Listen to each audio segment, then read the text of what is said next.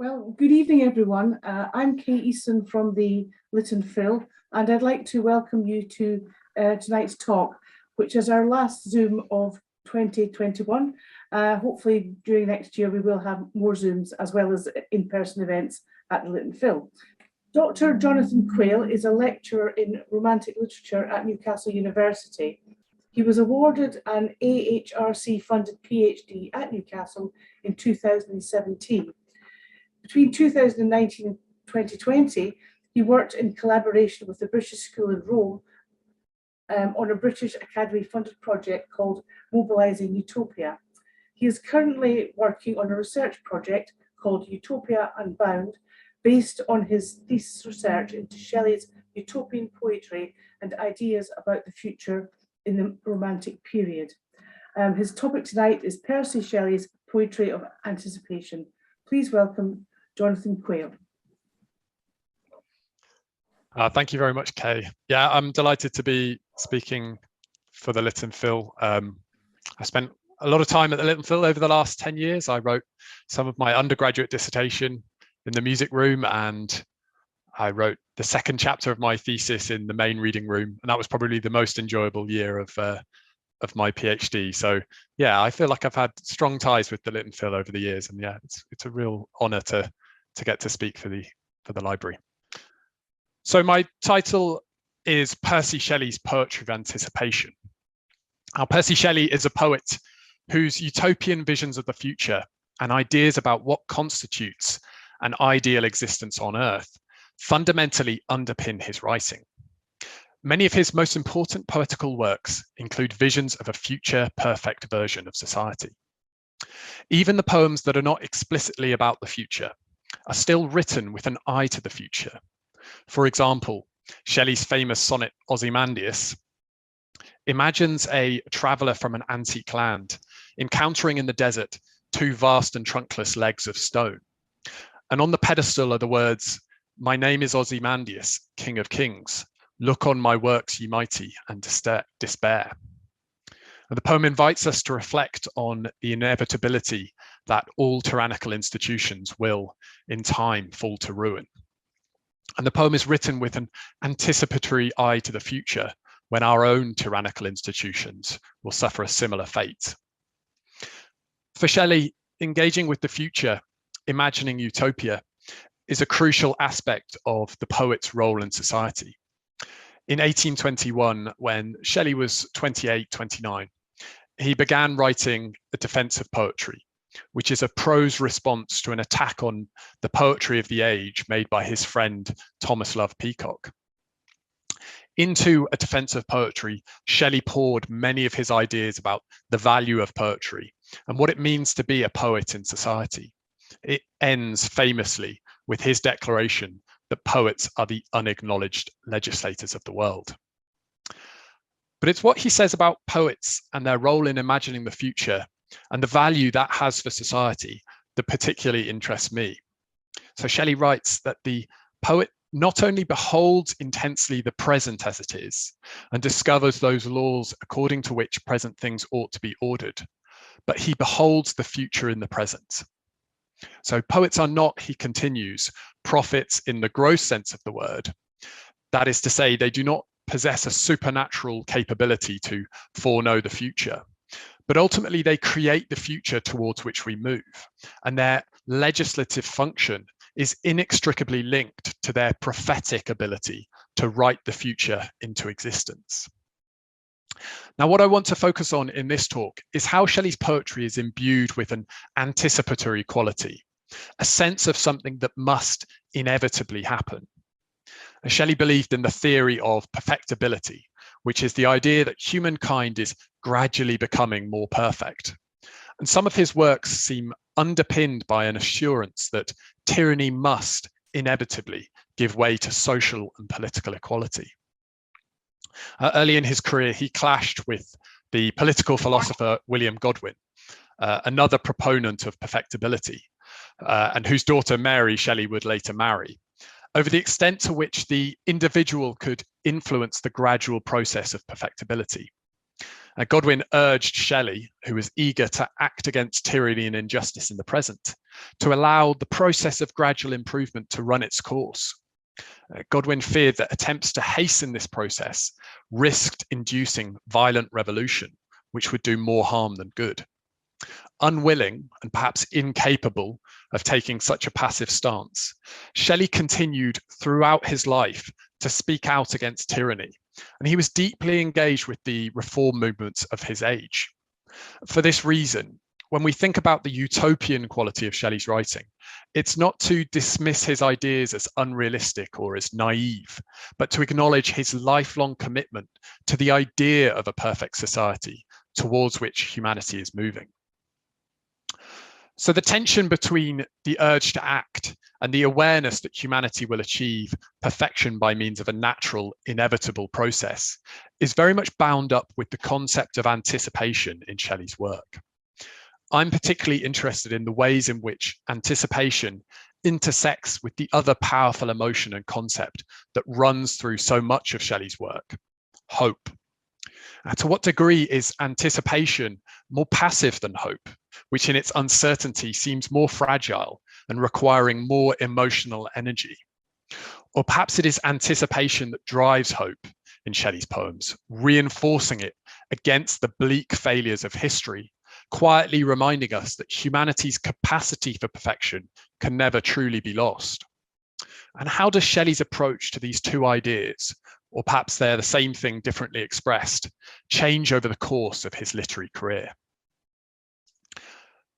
So my talk is separated into three parts, and I've given you a picture of John Martin's The Bard, which gives us a representation of Thomas Gray's The Bard, who also has a prophetic vision. So I thought it was appropriate for this talk.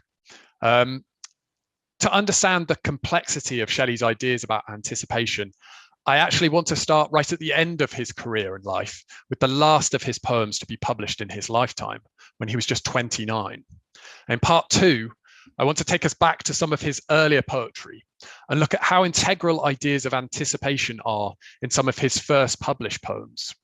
This will also enable us to see how Shelley's later works build on questions that he's been exploring and grappling with throughout his career. And lastly, I want to talk about another of Shelley's important utopian poems, Prometheus Unbound, which reimagines the Prometheus myth and ends with a vision of a future paradise on Earth, which will let us see in more detail how Shelley is exploring the relationship between hope and anticipation. It feels a bit strange to talk about Shelley's earlier and later career, since he died just after he turned 30. But even the relatively short time that he's writing and publishing, we can see a marked evolution in the way that he thinks about the future and the processes by which he believes humanity will achieve a perfect existence on Earth. Beginning with Hellas then. Shelley's defense of poetry, which I quoted from at the beginning, gives little sense of the challenge that writing about the future presents to poets. Hellas was written in the same year. It gives a much stronger sense of the difficulty, even risk, of trying to write about and anticipate the future. So Hellas is ostensibly a piece of political propaganda written in response to the Greek War of Independence, which began early in 1821. Shelley hoped the poem would garner support for the Greek cause through demonstrating and celebrating the legacy of ancient Greek culture in Western society. Unsurprisingly, however, Hellas is far more rich and complex than its role as a work of propaganda might suggest. By addressing a particular nationalist cause, Shelley explores in provocative and perhaps unexpected ways many of his central ideas about liberty, resistance, and the future of humanity. The poem is perhaps best known for its final lyrical chorus, which is often included as an extract from the poem in anthologies of Shelley's work or in collections of great lyrical poetry. In the final chorus, Shelley imagines the resurrection of ancient Greece in the future in a moment of civil, moral, and artistic renewal. It begins with the triumphant stanza on this slide. The world's great age begins anew, the golden years return. The earth doth like a snake renew her winter weeds outworn. Heaven smiles, and faiths and empires gleam like wrecks of a dissolving dream. Now, it's actually the prose note attached to this final chorus that I particularly want to focus on now. So Shelley writes in this prose note, perhaps a little defensively, that prophecies of wars and rumours of wars, etc., may safely be made by poet or prophet in any age, but to anticipate, however darkly, a period of regeneration and happiness is a more hazardous exercise of the faculty which bards possess or feign. Perhaps more explicitly than anywhere else in his poetry and prose, this is a moment when Shelley acknowledges how challenging it can be to imagine a more perfect future, the challenge of utopian thinking. In defense of poetry, Shelley makes exciting, sometimes a tad bombastic claims about the role the poet plays in writing the future into existence. In Hallas, he seems more attuned to the risk involved in such a role. So to some degree, we could say that nothing has really changed in today's society. A pessimistic view of the future that is proved wrong is forgivable, not least because the gloomy prediction has not come to pass. An optimistic utopian view of the future that is proved wrong is depressing whichever way you look at it. Furthermore, it also risks encouraging inaction or complacency, which is not Shelley's goal at all. Rather, and I'll return to this idea in the last part of the talk, Shelley's intentions are geared more towards the generation of hope, which is a critical energy that he understands to be crucial to the progress of humankind. So to understand how Shelley arrives at this moment of reflection about the hazardous exercise of anticipating a period of regeneration and happiness, which is not only present in this prose note, but works beneath the surface of the poetry of Hallas as an unresolved tension, I want to go back to the beginning of his career, when such anxieties are not yet troubling Shelley's poetry of anticipation. So there are three poems from Shelley's early career, roughly between 1811 and 1813, that I want to look at in order to draw out how fundamental the concept of anticipation is to Shelley's early poetry. Poetical Essay on the Existing State of Things, which was published in 1811. The Crisis, a short poem composed around the beginning of 1812. And Queen Mab, which is effectively his first major poem, published in 1813.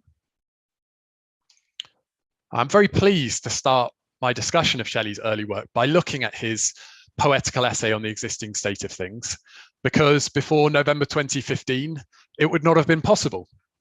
For almost 150 years, Poetical Essay was believed to be a lost work of Shelley's.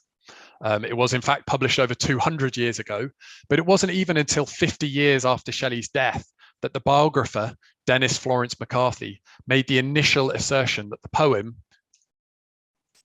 which was advertised in the Oxford University and City Herald, actually, which was, sorry, I've lost my place, which was advertised in the Oxford University and City Herald for 9th of March 1811, under the sobriquet A Gentleman of the University of Oxford, was in fact authored by Shelley when he was 18 and evidently laying the groundwork for his expulsion from Oxford. The poem resurfaced in 2006, and it was held in a private collection.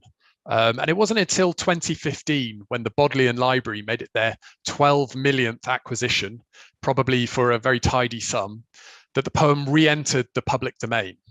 And I'll post a link to the digital edition in the chat after my talk, in case you'd like to read the rest of the poem. So Poetical Essay is a 172-line poem with a prose preface of about 500 words, which makes it Shelley's longest published poem before Queen Mab. Its central themes are the evils of war and the inequality of society. As Shelley uses the poem to criticize the way that society endorses and applauds those whom he feels are directly responsible for millions of deaths, and how a hierarchical society is sustained by those who benefit most from it. In the poem, he condemns the titled idiot, the cold advisors of yet colder kings, and the oppressor's venal minions. But Poetical Essay is not solely grounded in a bleak picture of the existing state of things. It hangs on a vision of how things can be different. Shelley appears to be driving his readers to a point of despair before offering a final glimmer of hope The poem ends in anticipation of an approaching moment when oppression will tremble on its throne and tyrants will fall. In the last lines, which we have on this slide, Shelley describes in language, pace and tone very different to what has gone before, what will happen when this moment of crisis arrives. Then shall things which now confusedly hurled seem chaos, be resolved to order's sway, and error's night be turned to virtue's day.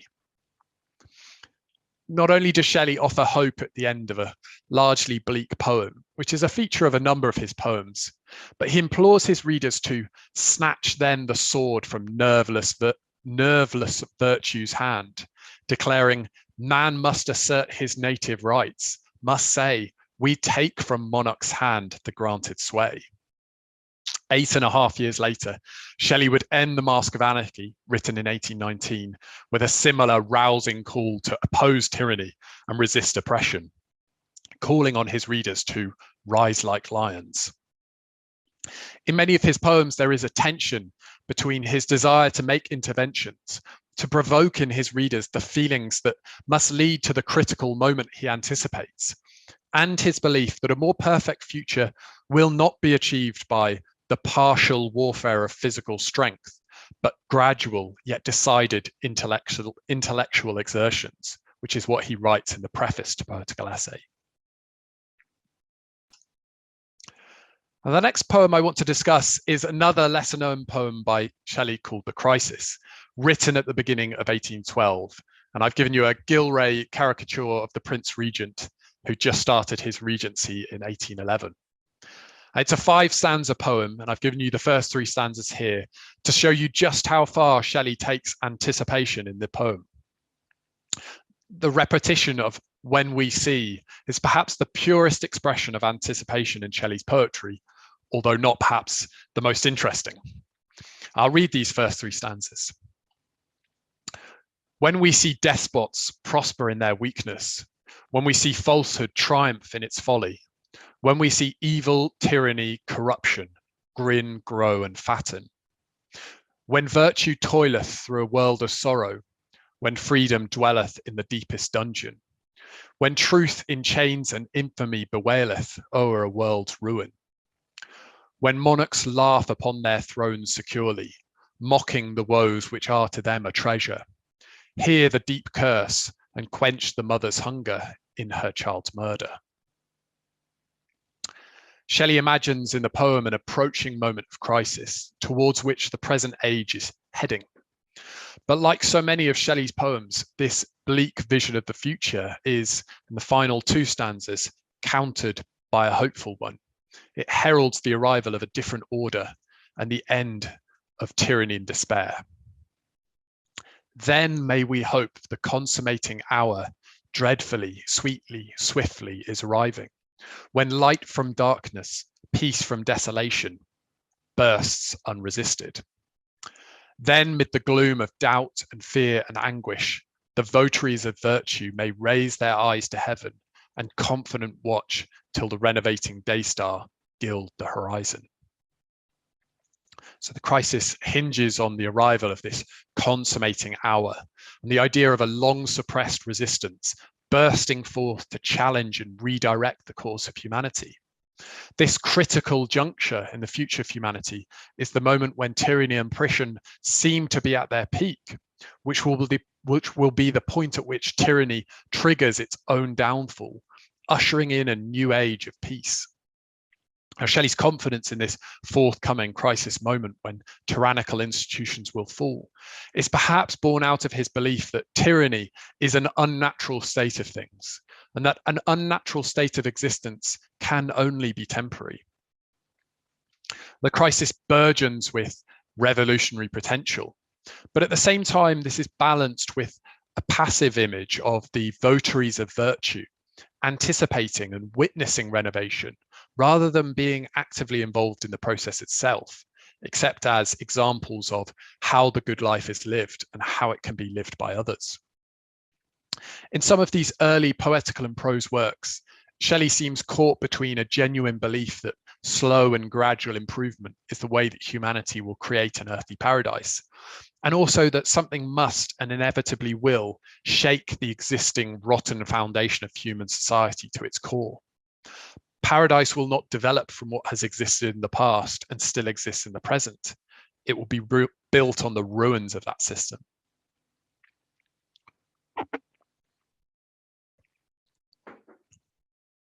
So Shelley's first major poem, Queen Mab, which is the last of his earlier works that I want to talk about this evening, develops many of the ideas about anticipation and utopia that are present in poetical essay and the crisis.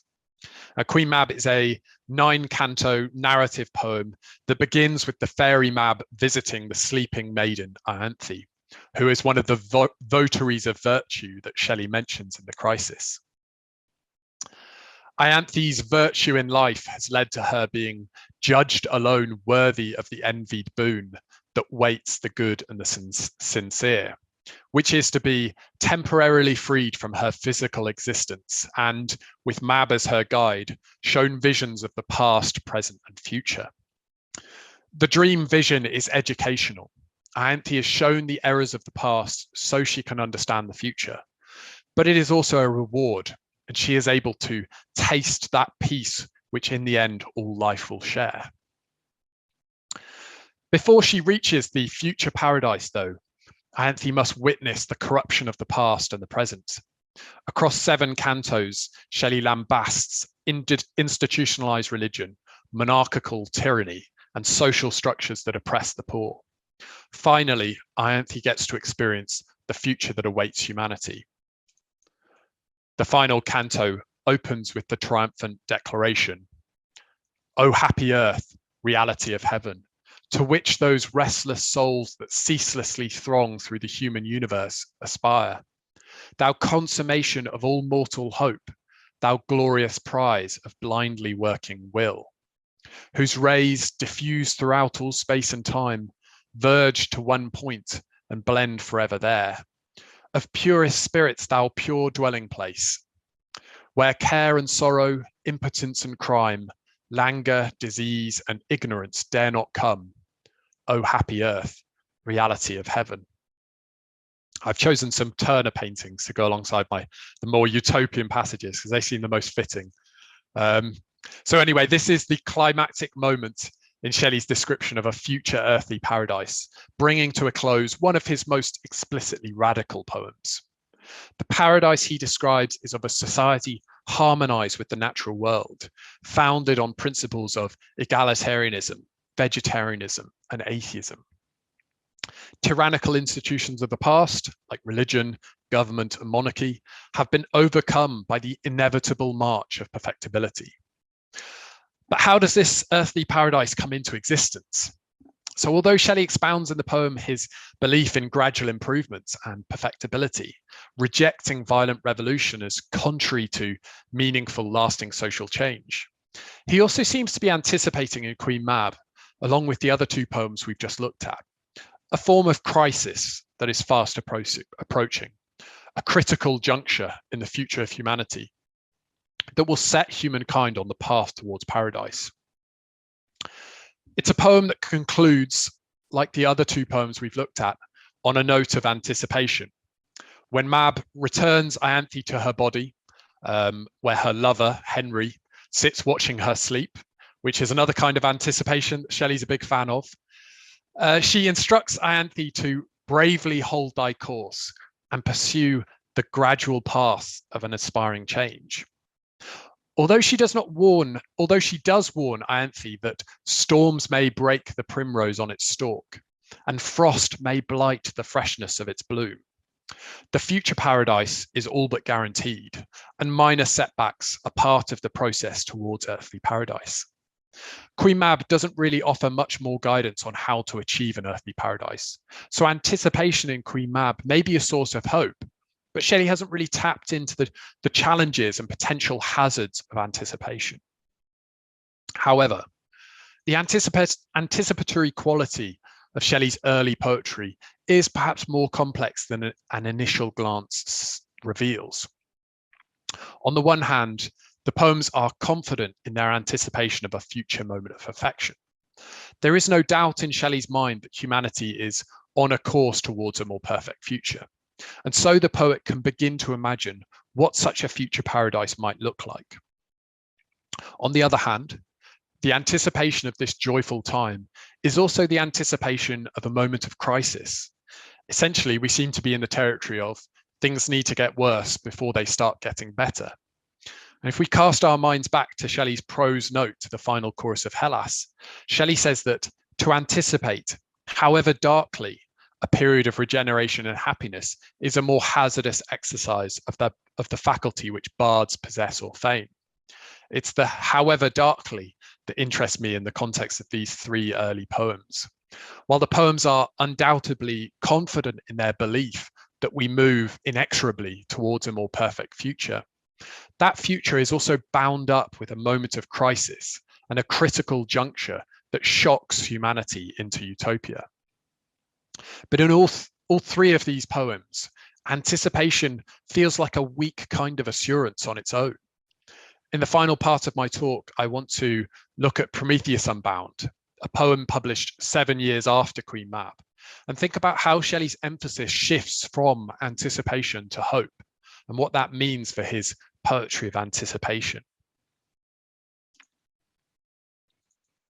Prometheus Unbound is Shelley's reimagining of an ancient Greek drama by Aeschylus. It was written between September 1818 and December 1819 during Shelley's self-imposed exile in Italy, and it was published as the title poem in a collection of 1820. It was a collection in which Shelley attempted to confront humankind's historical failure to realize a more perfect existence. And it's underpinned by his belief that the potential for this ideal future to be realized lies deep within the human condition. Prometheus Unbound demonstrates Shelley's great ability to draw together strands of religion, classicism, mythology, and the immediate circumstances of his age to create a deeply complex representation of the moment at which humankind will shrug off their self-imposed mental chains and enter a new epoch of perpetually renewing perfection. Now, as you might expect from the title, the poem begins with Prometheus chained to a mountainside, suffering the punishment handed to him for defying the Titan Jupiter, which is what this painting depicts. To some degree, the narrative initially defies some of our expectations around Shelleyan anticipation. Prometheus's imprisonment is a permanent condition. It is his ability to free himself from his mental chains, which are his feelings of anger against his oppressor, Jupiter, that leads to his physical release. When that happens, the earth also begins its transformation into paradise. I want to focus just on the last speech of the poem, which is when utopia has been achieved on earth. Poetical essay, the crisis, and Queen Mab do not really engage with the process of how utopia will be achieved on earth. They anticipate that moment, and that anticipation offers some degree of hope that things will eventually improve. But anticipation alone is not a tool that the poet can gift to their reader, something that can strengthen their resolve to bravely hold their course and pursue the gradual paths of an aspiring change, which is what Mab instructs Ianthe to do at the end of Queen Mab. In the closing lines of Prometheus Unbound, Shelley complicates his ideas of anticipation, shifting the emphasis to hope. The mythical figure Demogorgon speaks the last lines of the poem to Prometheus. Although a kind of utopia has now been achieved, Demogorgon seems to speak back to Prometheus still chained to the mountainside. The figure describes a kind of resistance that can be enacted in the present, and his words are instructive and direct. To suffer woes which hope thinks infinite, to forgive wrongs darker than death or night, to defy power which seems omnipotent, to love and bear, to hope till hope creates from its own wreck the thing it contemplates, neither to change, nor falter, nor repent. This, like thy glory, Titan, is to be good, great, and joyous, beautiful and free. This is alone life, joy, empire, and victory. The line, to hope till hope creates from its own wreck the thing it contemplates, resonates strongly. The message seems to be that at the lowest ebb of any resistance, when the temptation to surrender to one's lowest instincts is greatest, the prospect of a better future can be a source of hope. And hope not only strengthens and inspires resistance, but it will eventually create the thing it contemplates. We are no longer in the passive territory of anticipation, because the utopia Shelley imagines in Prometheus Unbound is always at risk of being lost. Furthermore, it is not a fixed state of perfection, but it's a utopia that is forever developing and improving.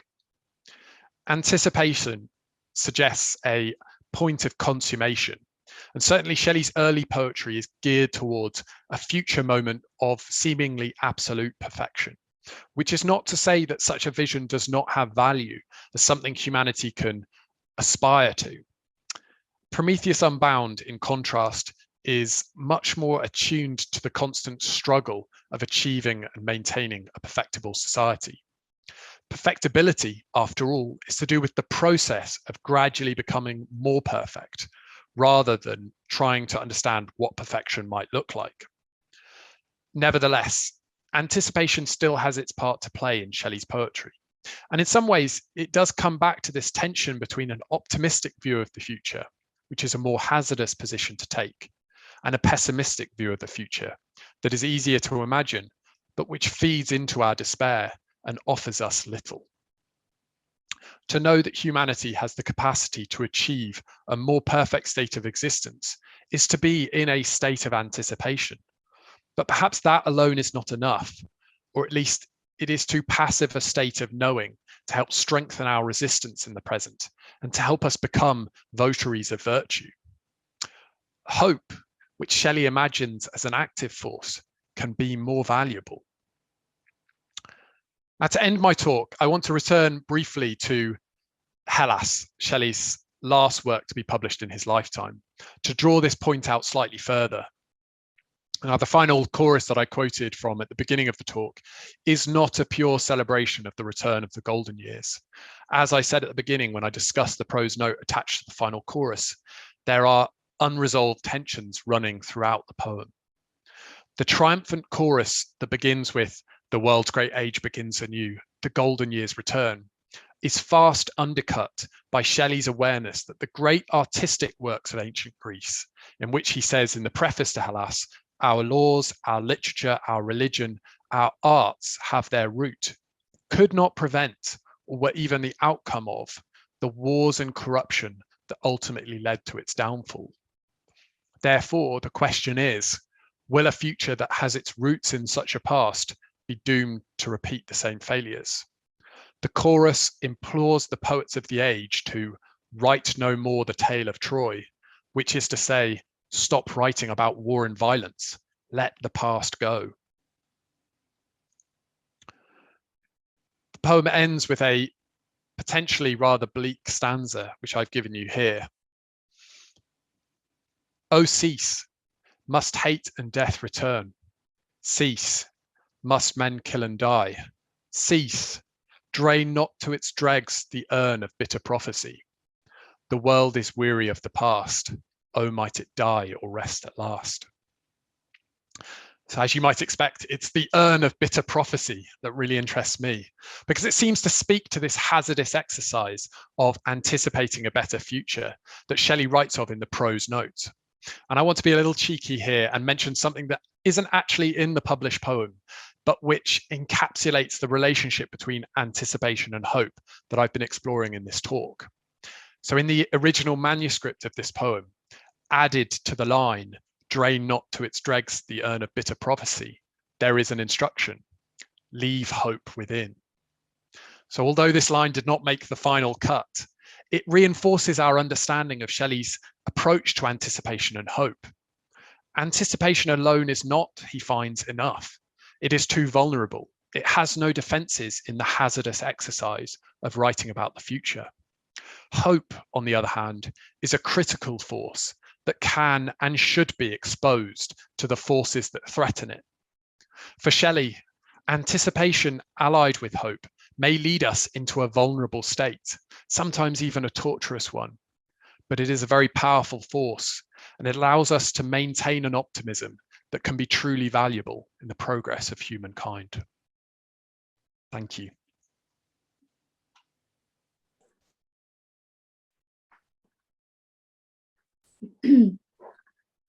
Well, thank you very much indeed, John. There is time for questions or comments if anybody has anything to ask or say.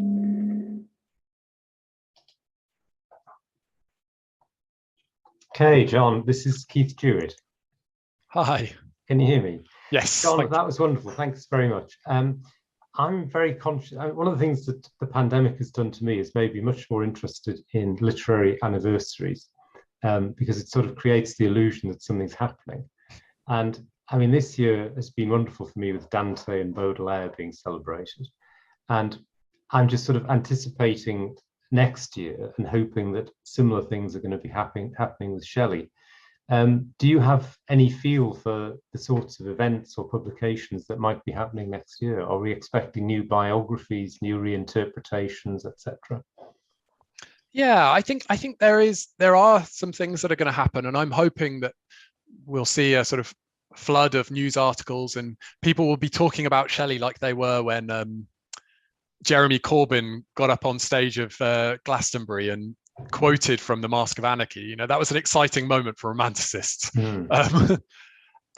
There is a Shelley conference that is meant to commemorate his death, and that's being held in London, actually, at Keats's house, which is a really lovely venue, actually, if anyone's able to go in person. But I'm not sure if they'll be hosting part of it online, but certainly that's something to look out for. But I suppose it's always funny I sort of have mixed feelings in the kind of last year of Shelley's life. It's so tragically kind of cut short. And Shelley's someone who, perhaps unlike some of his contemporaries, I'm thinking of Byron really, I don't think he would have ever let go of this kind of spirit of hope. I think he was always going to be a fighter for freedom and liberty and the future of humankind. So I think I'll feel sorry next year as well that we never got to see what he could develop into. So. Well, I'm very glad that you think that, because to me it's very dispiriting when you see young radicals turn into old conservatives. And you know, I was thinking of asking that. Do you think he would have gone that way? And you've answered that, so that's great. I know that saying. It's one that always bothers me. It's the sort of you're kind of radical until you grow up, and then you kind of slip into conservatism, and maybe some of the romanticists were a little guilty of that. And I think partly that had to do with what they witnessed. You know, Wordsworth and Coleridge, perhaps they witnessed the failure of the French Revolution. This was their great hope, this possible critical moment. You know, Shelley, in a way, he's writing in the wake of it, and he thinks that it could have been this critical moment, but humanity wasn't ready to respond to it in the way they needed to. And I think for Wordsworth and Coleridge, they kind of carry the despair of that failure with them. But Shelley, no, I just can't believe that he would have ever changed his course. I think there are so many tensions. There's so much self-awareness in the kind of last poems that he's writing. But for me, that makes it kind of more interesting. He's so engaged with the challenge of utopian thinking. So yeah, I don't think he ever would have let go. You know, he was a true radical spirit at the very core. Great, thanks, John. Thank you very much. Just coming up on chat, John, someone's asking if you think there are any works of Shelley that are more pessimistic. If so, do you have any ideas why that might be?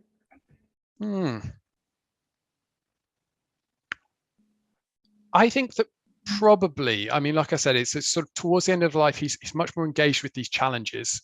And I think Hellas, in a way, is probably the poem that speaks most to the kind of uncertainties that are there.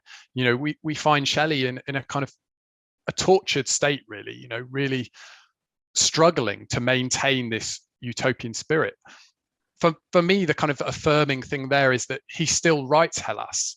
He's still writing a poem in response to a kind of particular moment. He really wanted Hellas to be published immediately. He wanted to shape the response to an event that was happening in the world at that time.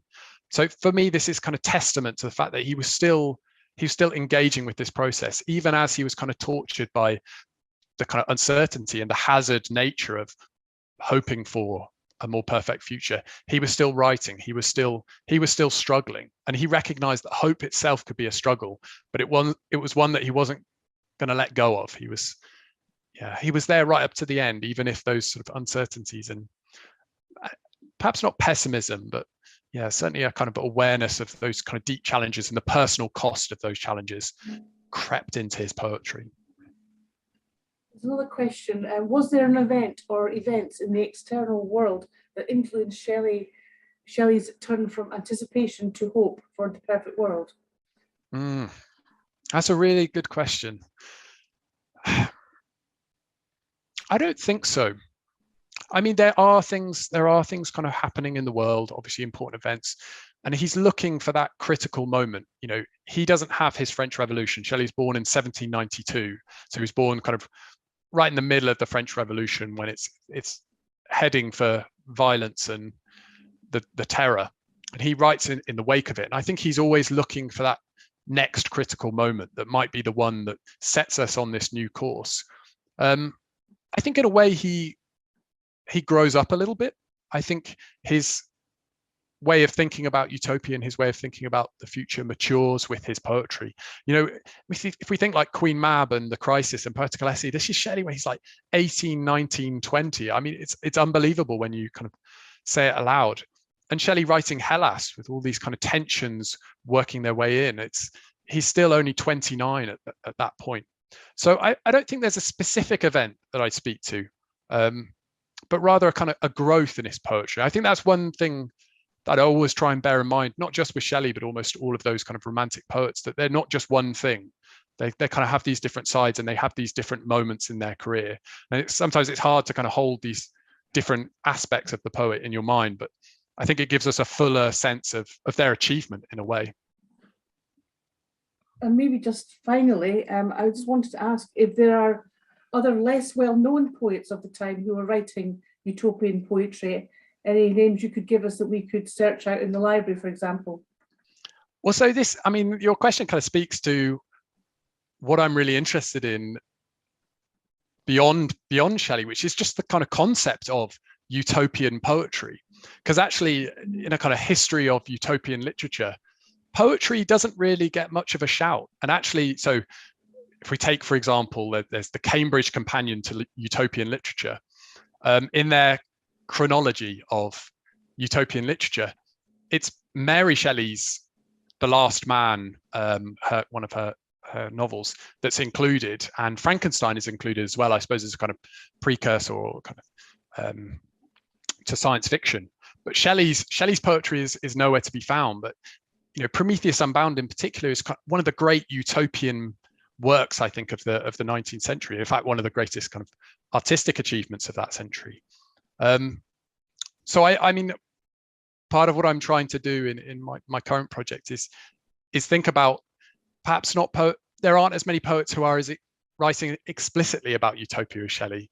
I think he holds that title for himself, but there are ways in which poetry is sort of inherently utopian a lot of the time. That said, I can think of two, but these aren't unknown poems. But not many people know that Coleridge and Robert Southey had a plan to set up a utopian society on the banks of the Susquehanna in Pennsylvania called Pantisocracy, and they wrote some poems alongside that. So there's definitely a little bit more utopian poetry to be found. But certainly I'm hoping to kind of shine a light on it and think about it a bit more broadly than just kind of specific poems. Thank you. Well, unless anybody else has a question, I'd like to wrap up the evening and thank you so much, John, for joining us tonight, and I hope that maybe in the future you'll come back in person to Lit and Phil to talk about your continuing research on the subject of utopian poetry. I'd like to thank you on behalf of the audience and on behalf of Lit and Phil. And just to the audience, if you've enjoyed the talk, I'm sure you have, found it very interesting indeed, and please do consider donating to Lit and Phil to allow us to continue our good work. And you can do that via our website or via our YouTube channel where all the details are posted. So just to wrap up, thank you again, John, and thanks to everybody, and best wishes, compliments of the season. Thank you. Thank you for having me, and thank you for the questions, everyone.